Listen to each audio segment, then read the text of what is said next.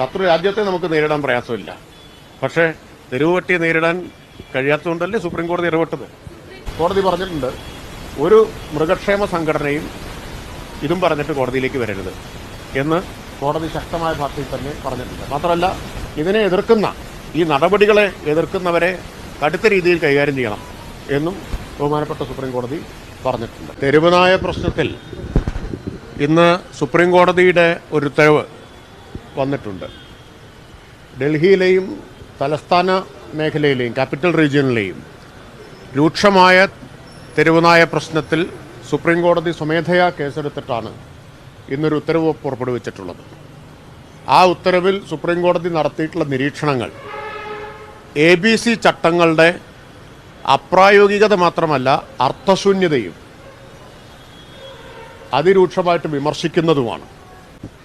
കോടതി ചോദിച്ചൊരു കാര്യം, ഒരു തെരുവ് പട്ടിയെ ഒരിടത്തു നിന്ന് പിടിച്ച് ABC കേന്ദ്രത്തിൽ കൊണ്ടുപോയി വന്ധ്യംകരണം ചെയ്ത് ശുശ്രൂഷിച്ച്, ദിവസങ്ങൾ ശുശ്രൂഷിച്ച് വീണ്ടും പിടിച്ച സ്ഥലത്ത് തന്നെ കൊണ്ടുവന്ന് വിടണം എന്ന ചട്ടം കോടതി പറഞ്ഞു അത് അങ്ങേയറ്റ അസംബന്ധമാണ്.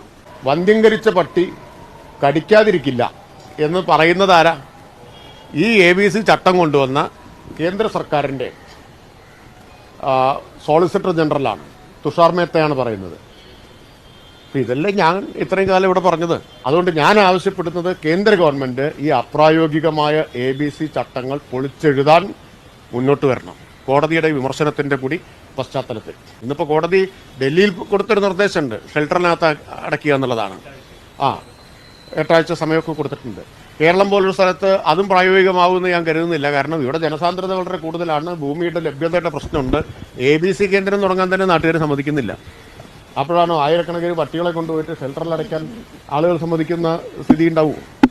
അപ്പോൾ കുറച്ചുകൂടി ഫലപ്രദമായിട്ടുള്ള പരിഹാര നിർദ്ദേശത്തെക്കുറിച്ച് ആലോചിക്കണം. സോളിസിറ്റർ ജനറൽ തുഷാർ മേത്ത പറഞ്ഞത് വന്ധ്യംകരിച്ചതുകൊണ്ട് തന്നെ കടിയിൽ ഇല്ലാതാവുന്നില്ല എന്നാണ്. പട്ടി കടി ഇല്ലാതാവില്ല. പിന്നെ വാക്സിൻ ചെയ്തതുകൊണ്ട് കടിക്കാതിരിക്കില്ല. ഈ പറഞ്ഞ റാബിസിൻ്റെ പ്രശ്നത്തെ മാത്രമേ നമുക്ക് പരിഹരിക്കാൻ പറ്റൂ. സുപ്രീം കോടതി വേറെ ചില കാര്യം കൂടി പറഞ്ഞിട്ടുണ്ട്. കേന്ദ്ര ഗവൺമെൻറ്റിനെ മാത്രമേ ഞങ്ങൾ കേൾക്കൂന്നും പറഞ്ഞിട്ടുണ്ട്. ലൈവ് ലോ വിശദമായിട്ട് അത് റിപ്പോർട്ട് ചെയ്തിട്ടുണ്ട്. നിങ്ങൾ കേൾക്കൂ. ഈ കേസിൽ കേന്ദ്ര സർക്കാരിനെ മാത്രമേ ഞങ്ങൾ കേൾക്കൂ. ഒരു കാര്യം